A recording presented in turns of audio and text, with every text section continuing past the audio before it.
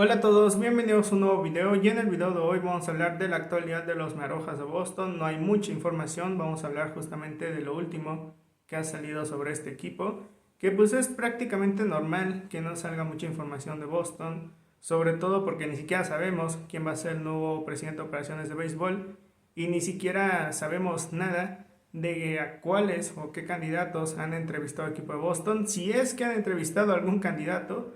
Pero bueno, vamos a hablar justamente de lo que tenemos ahorita. Tengo una muy buena noticia para la gente que me ha estado preguntando sobre catcher, qué va a hacer Boston con el catcher. Pues el equipo de Boston van a tener la oportunidad de poder adquirir justamente a un catcher de élite, un pelotero que, bueno, lamentablemente se ha ido lesionando en estos últimos años, pero sigue siendo un pelotero de garantías y sobre todo es un pelotero experimentado y un pelotero que ayudaría muchísimo al picheo. Así que justamente comenzamos hablando de la primera noticia. El día de ayer mencionaron que el equipo de Boston de manera oficial terminan dejando en asignación en relevista a Caleb Ort. Caleb Ort actualmente estuvo 3 años en Boston, él llegó en el 21, en el 22 y 23, tuvo en total 47 apariciones, 2 como abridor, una efectividad pésima de 6.26, una FIP de 51.2, una FIP de 5.34, perdón, y claramente fueron números muy malos. Un Caleb Ort que es muy similar a Bobby Dalbec, tú lo ves en AAA y es un peloterazo, pero cuando lo suben a grandes ligas simplemente no da el ancho. Caleb Ort justamente en el año 2022, que es cuando tuvo más juegos con Boston, el equipo de Boston llegaron a pensar que a lo mejor Caleb Ort iba a ser el cerrador. Un tipo que tira muy duro, pero el problema es que tiene mucho descontrol. Es un tipo que no da nada de seguridad.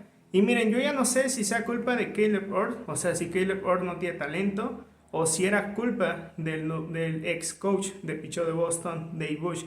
Porque hay que recordar que Dave Bush pues es un tipo que estuvo 4 años en Boston, 4 años haciendo malas cosas, 4 años en donde no tuvo ningún éxito y 4 años en donde gran parte del picheo de Boston fue decayendo debido a que no tenían un coach de picheo. O sea, literalmente Boston estuvieron 4 años sin coach de picheo porque Dave Bush era malísimo. Obviamente quedó exhibido con Ryan Brazier, quedó exhibido con Zach Little, quedó exhibido con Nathan Ovaldi, quedó exhibido con otros peloteros que tuvieron que salir de Boston para intentar revivir sus carreras en otro lado. El caso más reciente, Ryan Brazier, de ser un cogepalo en Boston a ser uno de los mejores relevos en Los Ángeles Dodgers. Entonces ahí el problema no era el pelotero, porque si hubiera sido solo Ryan Brazier, pues bueno, dices, nada más fue el pelotero, pero no, fueron muchos peloteros que tuvieron que salir de Boston, recuperaron sus carreras en otros equipos, y eso era porque el coach de picheo no encontraba la manera de corregir esos problemas.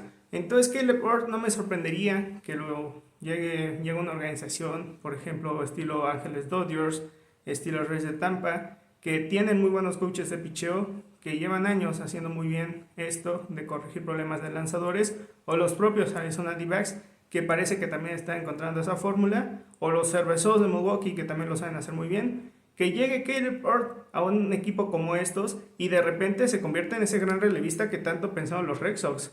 Porque cuántas veces Dave Bush y Shane Bloom y Alex Cora salían a decir es que Caleb Ort tiene potencial altísimo, es que Caleb Ort puede ser un relevista de élite, es que Caleb Ort tiene con qué, y simplemente no da los resultados. Y pues bueno, ya veremos si llegan a firmar un buen equipo a Caleb Ort, un equipo que lo pueda corregir, que le pueda corregir ese problema. Ya veremos si o de plano Caleb Ort es malo o era problema también de Dave Bush. Bueno, pues hablemos justamente del prospecto de Boston, el infielder Brainer Bonacci, porque fue colocado en la lista restringida por violar la política conjunta de violencia doméstica, agresión sexual y abuso infantil de las ligas menores. Esto lo informó el insider Alex Spur. Bonacci es el prospecto número 11 de los Marojas de Boston, solamente por detrás de Luis Perales, el lanzador que ya les decía, que comparan con Justin Verlander. Un pelotero, hablando de Bonacci, es un pelotero que tiene pues cosas interesantes, un pelotero que yo no sé si vaya a ser parte del futuro de Boston, porque hoy por hoy Boston están sobrepoblados en infields, o sea, tienen mucha gente que juega segunda base, tienen mucha gente que juega en el campo corto y tercera base, en primera base, entonces obviamente esos peloteros no todos van a debutar, no todos van a entrar en el plan de equipo de Boston en el plan de presente y futuro, por lo cual esos peloteros son los que justamente tú tienes que mandar en paquetes para intentar adquirir peloteros que no tienes, como por ejemplo abridores buenos. Entonces, pues bueno, Brainer Bonazzi entra en esta lista y ya veremos qué pasa con él. Bueno, pues hablemos también de Pedro Martínez. El día de hoy salió una información mala para el equipo de fans. Al parecer, Pedro Martínez y el equipo de Boston no consideran a Pedro Martínez como candidato para reemplazar a Dave Bush como el coach de picheo. Y es que muchos fans de Boston, una vez que despidieron a Dave Bush, me decían, no, pues ahora sí, que contraten a Pedro Martínez, ahí tienen a Pedro Martínez, que no le busquen más, ahí está Pedro Martínez. Un Pedro Martínez que yo creo que él también no quiere ser este coach de picheo de nadie, o sea, no de Boston, sino de nadie. Obviamente Pedro Martínez se compromete a ayudar a los jóvenes de Boston. Si hay un pelotero que Pedro Martínez le ve mucho futuro, obviamente él se va a acercar con ese pelotero para ayudarlo. Él vio a Brayan Bello y dijo, yo quiero trabajar con ese chavo. Entonces, pues bueno, era una opción que hubiera sido muy buena, el equipo de Boston. A ver de dónde sacan al coach de picheo. Yo sí espero que traigan a alguien ya probado. No, espero que no vayan a traer a alguien que vaya a hacer un experimento, que digan, bueno, es que vamos a ver si funciona. No necesitas a alguien que va a saber si funciona. Necesitas a alguien que sepas que funciona. Alguien que sea garantía. Buscar un buen coach de bateo. Obviamente también de picheo.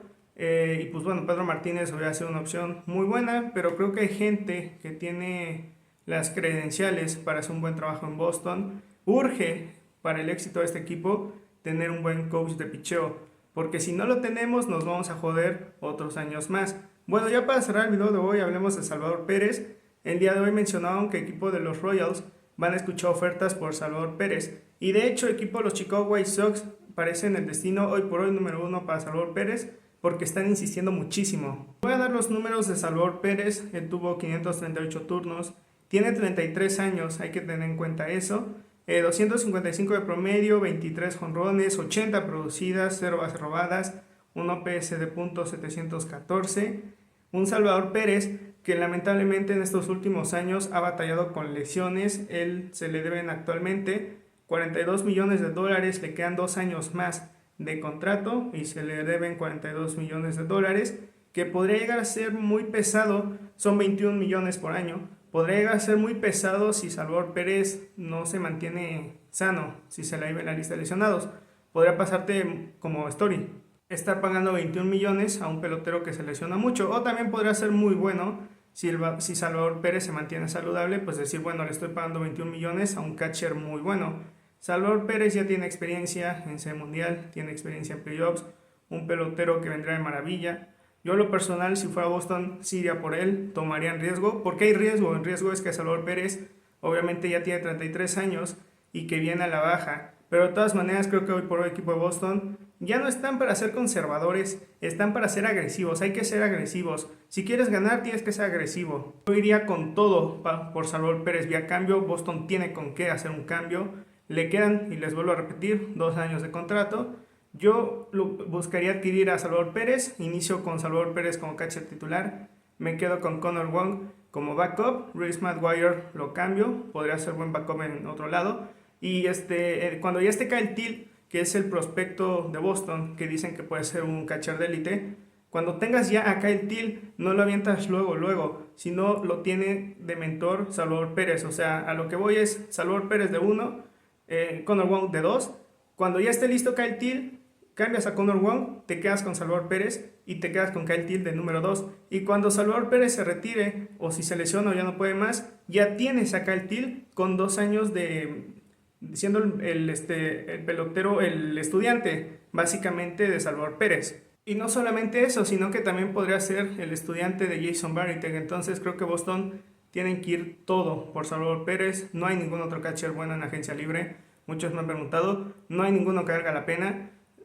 Bueno, está Grandal, pero Grandal lleva años ya en plena decadencia. Un tipo que ya está más cerca del retiro. Y pues Salvador Pérez es la mejor opción para este equipo. Y bueno, esto por hoy, ya sabes, suscríbete, deja tu like, hasta pronto.